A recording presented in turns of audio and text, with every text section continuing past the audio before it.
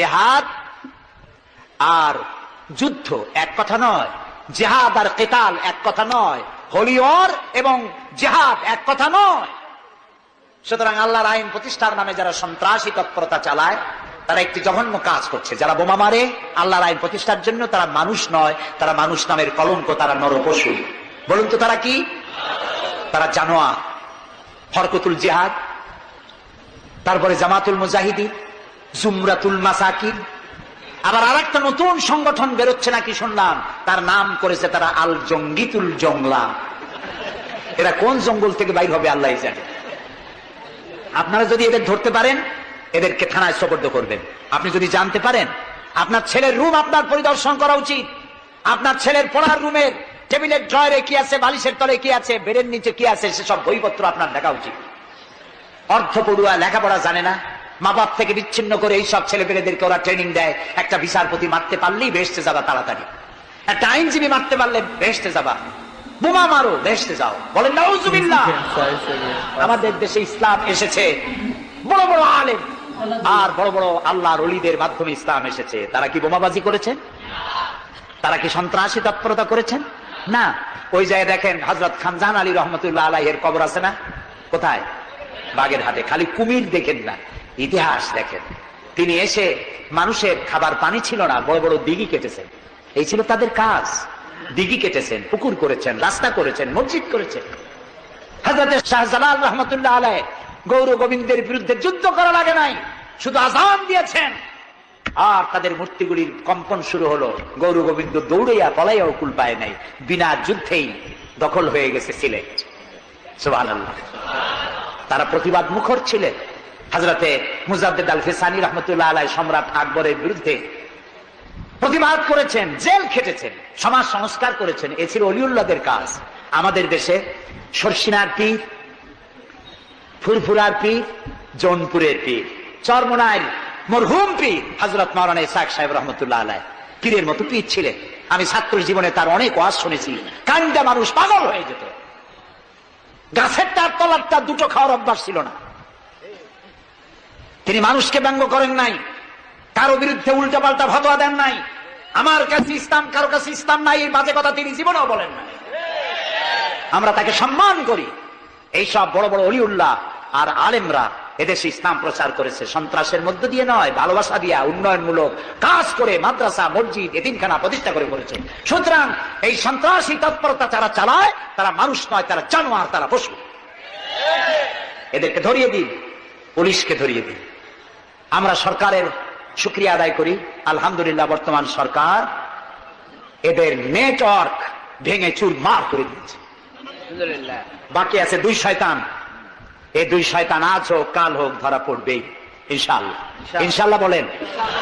এবং এদের দৃষ্টান্তমূলক প্রচন্ড শাস্তি হবে ইনশাআল্লাহ। যারা আমাদের দেশকে বদনাম করেছে, বাংলাদেশ পৃথিবীর দ্বিতীয় বৃহত্তম মুসলিম দেশ, গণতান্ত্রিক দেশ, এই দেশকে অন্যের পরাধীনতা থেকে আমাদের দেশকে আমাদের বাঁচাতে হবে। এই জন্য আলেম ওলামাদেরকে চিন্তা করতে হবে, ভাবতে হবে আগামীতে যেন এই দেশ কোন দেশের তাবেদার গোলাম রাষ্ট্রে পরিণত না হয়ে যায়। কারা এটা করতে পারে?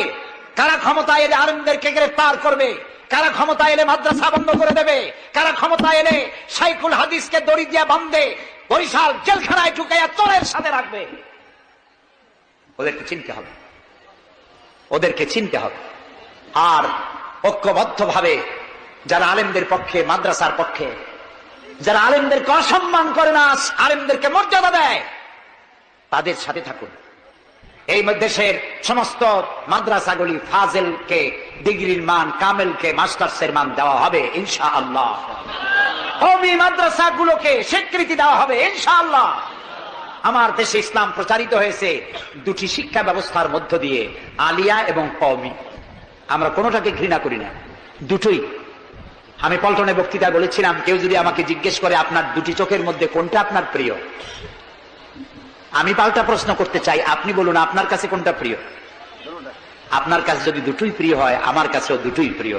আলিয়াও প্রিয় আমার চোখের মতো, কওমি মাদ্রাসাও আমার প্রিয়। এই মাদ্রাসাগুলি এখানে আছে বলে ইসলাম আছে। মাদ্রাসা থাকবে না, ইসলাম থাকবে না। সুতরাং মাদ্রাসা হচ্ছে ইসলামের লালন কেন্দ্র। মসজিদও থাকবে না, মসজিদে যেতে হলে তো মাদ্রাসা লাগবে, নামাজ শিখবা কোথায়, আল্লাহর চিন্তা কোথায়? এই জন্য সব থেকে বেশি জরুরি হলো মাদ্রাসা। সেই মাদ্রাসার তারা শত্রু, তাই 252টা মাদ্রাসা যারা বন্ধ করেছিল, এখন তারা আবার বলে ক্ষমতায় যেতে পারলে সংবিধানের 5ম সংশোধনী বাতিল করবে। 5ম সংশোধনী বাতিলের অর্থ কি? 5ম সংশোধনী বাতিলের অর্থ হলো আল্লাহর উপরে, রাষ্ট্রের সমস্ত কাজের উৎস আল্লাহর উপরে ঈমান এবং অবিচল আস্থা কেটে দিয়ে সেখানে সংবিধানের শিরোনাম থেকে বিসমিল্লাহ কেটে দেওয়া হবে, ধর্মভিত্তিক রাজনীতি নিষিদ্ধ ঘোষণা করা হবে। মুসলমানেরা বেঁচে থাকতে কোন অবস্থাতেই এই শক্তিকে ক্ষমতায় আসতে দেওয়া যায় না। সমস্ত আলেম ওলামা ঐক্যবদ্ধ হতে হবে। কোন মিষ্টি কথায় ভুলে গেলে হবে না। তেলের দাম, দ্রব্য মূল্য বেড়ে গেছে, তাই আমাদেরকে অন্য পথে যেতে হবে। এই পাগলামি করলে নিজের পায়ে নিজে কুড়াল মারা হবে। সুতরাং আল্লাহর দিন, দেশ বাঁচতে আমরা বাঁচবো, স্বাধীনতা থাকলে আমরা থাকবো। দেশের স্বাধীনতা, অস্তিত্ব, অখণ্ডত্ব বাঁচিয়ে রাখার জন্য সর্বোপরি এই যে টুপি মাথায় দিয়ে চলি, মুখে দাঁড়িয়ে আছে, এই দাঁড়িয়ে আর টুপিকে টিকিয়ে রাখার জন্য যারা ইসলামকে ভালোবাসে, আলেমদেরকে ভালোবাসে, সম্মান দেয়, মর্যাদা দেয়, উন্নয়নের জোয়ার বয়ে যায় সারা দেশ জুড়ে, তাদের সাথে ঐক্যবদ্ধ হয়ে কাজ করা আমাদের ঈমানের দায়িত্ব। সে দায়িত্ব পালনের তৌফিক আল্লাহ আমাদেরকে দান করুন। বাস, আমরা এখন মোনাজাত করব। মোনাজাতের পরে সারা জান হবে। এশার নামাজ জামাতে পড়ে আমরা বাড়ি যাব। ঠিক আছে ভাই? গতকাল কিন্তু ঠিক থাকে নাই, আজকে যেন থাকে। তবে অনেকে এশার নামাজ পড়ে এসেছেন, এটাও ঠিক। যারা পড়ে আসেন নাই তারা আমাদের সাথে পড়বেন। নামাজ না থাকলে ঈমান থাকবে না। নামাজ না পড়লে নিজেকে মুসলমান বলে পরিচয় দেওয়ার অধিকার নষ্ট হয়ে যায়। জীবনে আর নামাজ ছাড়বো না, এই ওয়াদা কি করা যায়? যাবে? দুহাত উঁচু করুন, বলুন, ইয়া আল্লাহ, তোমার পবিত্র নামে ওয়াদা করি, যতদিন পর্যন্ত মালাকুল মউত আমার মাথার কাছে না আসতেছে ততদিন পর্যন্ত ফরজ নামাজ, ফরজ রোজা আর ছাড়বো না, আর ছাড়বো না, আর ছাড়বো না। এবার জোরে বলেন, ইয়া আল্লাহ, আমার আজকের এই ওয়াদা আমার মৃত্যু পর্যন্ত আমাকে পালন করার তৌফিক দাও ইয়া রাব্বাল আলামিন। এখন মোনাজাত হচ্ছে। মোনাজাতের পর আপনারা নামাজের জন্য কাতার দিয়ে দাঁড়িয়ে যাবেন আর সকলে আর্থিক সাহায্য করবেন। আল্লাহুম্মা আমিন। রব্বানা যালামনা আনফুসানা ওয়া ইন লাম তাগফির লানা ওয়া তারহামনা লানাকুনান্না মিনাল খাসিরিন। রব্বানা যালামনা আনফুসানা ওয়া ইন লাম তাগফির লানা ওয়া তারহামনা লানাকুনান্না মিনাল খাসিরিন। হে আল্লাহ তাআলা, হাজার হাজার মুসলমান নরনারী দীর্ঘক্ষণ ধরে তোমার কোরআন শুনেছি, হাদিস শুনেছি, আর শেষ পর্যায়ে এসে ভিক্ষুকের মতো, কাঙ্গালের মতো গুনার বোঝা মাথায় নিয়ে তোমার দরবারে হাত তুলেছি। দয়া করে মেহেরবানি করে আমাদের জিন্দেগীর সমস্ত গুনাহ খাতাকে মাফ করে দাও। আমাদের মধ্য থেকে আমাদের মা বাপ দুনিয়া থেকে যারা বিদায় হয়ে গেছে, আয় আল্লাহ রব্বুল আলামিন, মা বাপের কবরগুলিকে জান্নাতের টুকরা বানায়া দাও। রব্বির হামহুমা কামা রব্বায়ানি সগীরা। সবাই পড়েন, রব্বির হামহুমা কামা রব্বায়ানি সগীরা।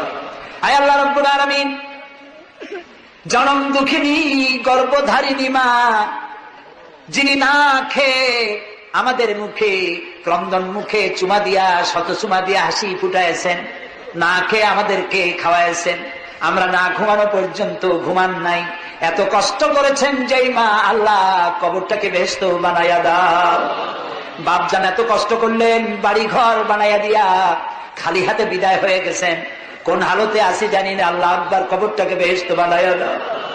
আমাদের মা বাপ যাদের বৃদ্ধ হয়ে গেছেন, রব্বুল আলামিন বিছানায় পড়ায়া পরনির্ভর করে মারবা না।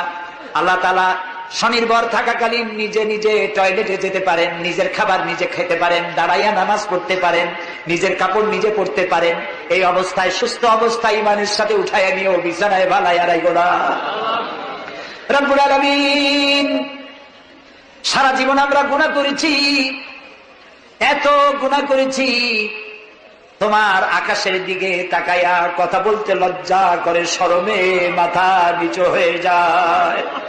আল্লাহ, যত গুনাহ করছি নাফরমানি করেছি আর তুমি শুধু মেহেরবানি করেছো। তুমি যদি আমাদের গোপন গুনাহগুলি জাহির করে দিতে, যৌবনকালের গুনাহ, জীবনের গুনাহ যদি সমাজের লোকেরা জানতো, স্ত্রী পুত্ররা জানতো, সম্মান দিত না। আল্লাহ তাআলা কিয়ামতের দিন লক্ষ কোটি মানুষের সামনে আমাদের গোপন গুনাহগুলি জাহির করে দিয়ে আমাদেরকে শরম দিও না। আয় আল্লাহ তাআলা, তোমার নবী বলেছেন 3000 বছর ধরে তুমি জাহান্নামের আগুন উত্তপ্ত করেছো। আল্লাহ তাআলা চৈত্র মাসের দ্বীপ্রহরের রোদ সহ্য হয় না। আল্লাহ তাআলা জাহান্নামের আগুন আমরা সইতে পারবো না। জাহান্নামের আগুন আমাদের জন্য আল্লাহ তুমি হারাম বানায়া দাও। আল্লাহুম্মা আজিরনা মিনান নার। সবাই পড়েন আল্লাহুম্মা আজিরনা মিনান নার, আল্লাহুম্মা আজিরনা মিনান নার। আয় আল্লাহ তাআলা, তামাম পৃথিবীতে মুসলমানেরা আজ বড় বিপদে। মুসলমানদের কেউ দেখার নাই। ইরাকের আল গরিব কয়েকখানার ভিতরে মুসলমানদেরকে উলঙ্গ করে তাদের মুখের উপরে কাফেরেরা পেশাব করেছে। গুয়ান্তানামো কারাগারের ভিতরে মুসলমানদের বান্দা তাদের সামনে কোরআন শরীফের উপরে পেশাব করেছে। রাসূলুল্লাহর মাথায় বোমা উঠাইয়া দিয়েছে। নগ্ন নারী তার পাশে বসে ছবি উঠাইছে। বাবু, আমাদের কলজা চলে যায় বাবু। আল্লাহ নরপশুদের হেদায়েত দাও। আল্লাহ পরাশক্তির নামধারী তথাকথিত সভ্যতাকে আল্লাহ তুমি হেদায়েত দিয়ে দাও। ওদের নসিবে যদি হেদায়েত না থাকে, তুমি তো আমাদের সেই আল্লাহ যে আল্লাহ নমরুদকে জুতা পেটা করে বিদায় করেছো। তুমি তো সেই আল্লাহ যে ফেরাউনকে চুবাইয়া মারছো। আল্লাহ, এই সভ্যতার দাবিদার গুলি যারা আমার রসুলকে অপমান করতেছে, মুসলমানদেরকে অপমান করছে, কোরআনকে অপমান করছে, ফেরাউনের মতো নবরুদের মতো জুতা মেরে ডুবাইয়া ধ্বংস করে গজব দিয়া বিদায় করে দাও।